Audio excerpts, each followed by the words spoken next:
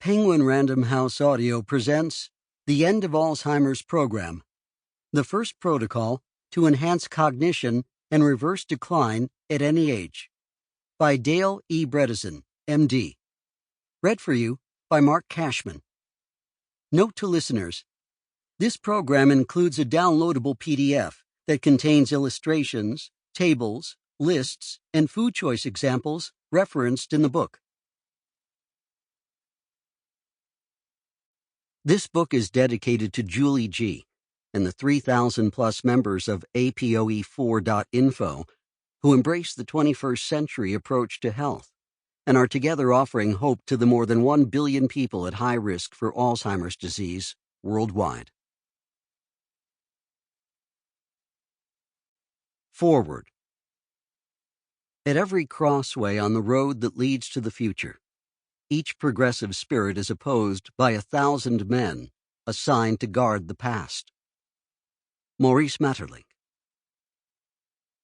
Never before has the practice of medicine been as polarized by the dichotomy between reductionism and holism as exists today with relation to the treatment of Alzheimer's disease.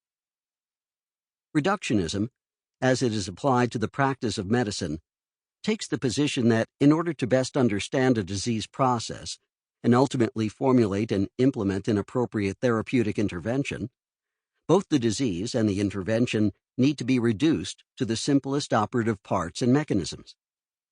Many have credited the 16th century French philosopher René Descartes with codifying this paradigm. Descartes, in part 5 of his Discourse, described the world as being nothing more than a clockwork machine that could be understood in its entirety through an exploration of its individual components. And clearly, the progress of the science of medicine historically, and in the present, is deeply punctuated by landmark advances characterized by dedication to this approach.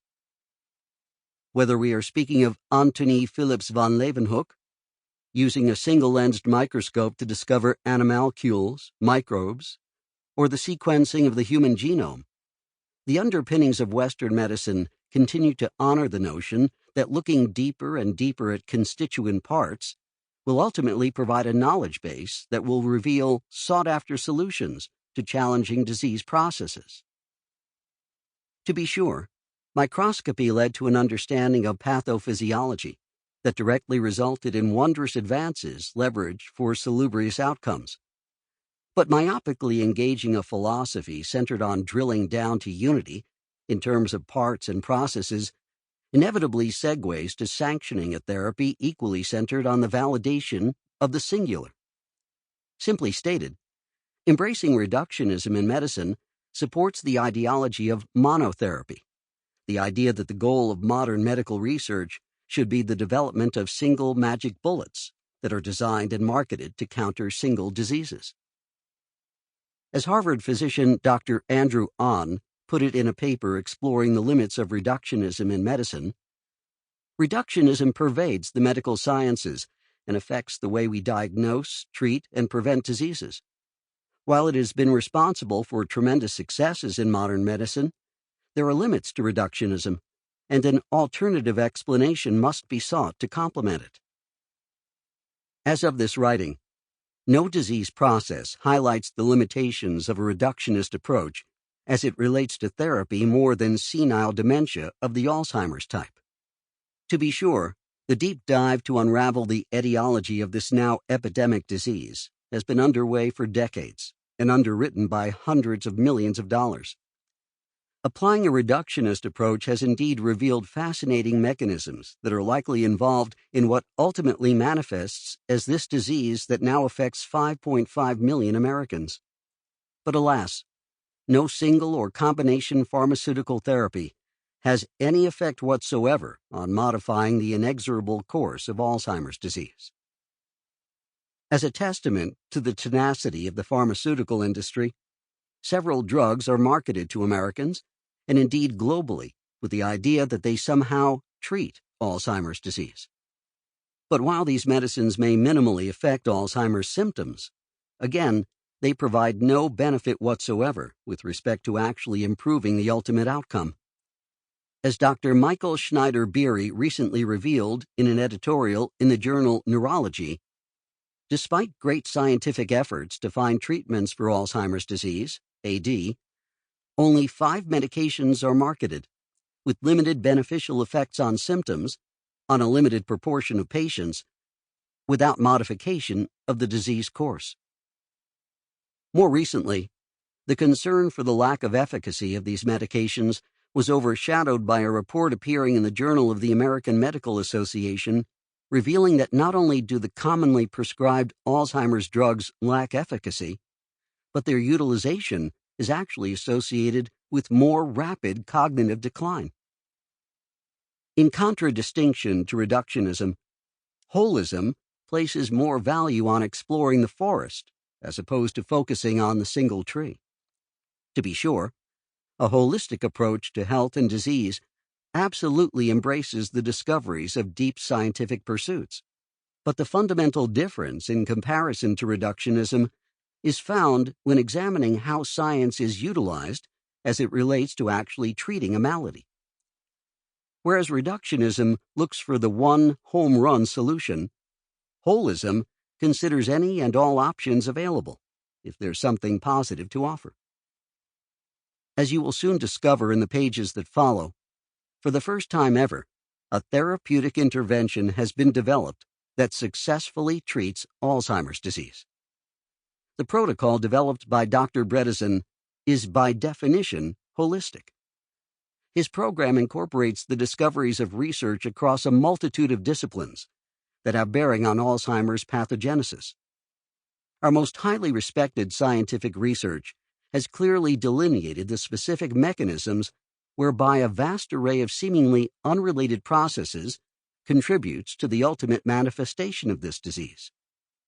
And it is precisely because Alzheimer's disease manifests from the confluence of multiple factors that its remediation requires the orchestration of diverse instruments.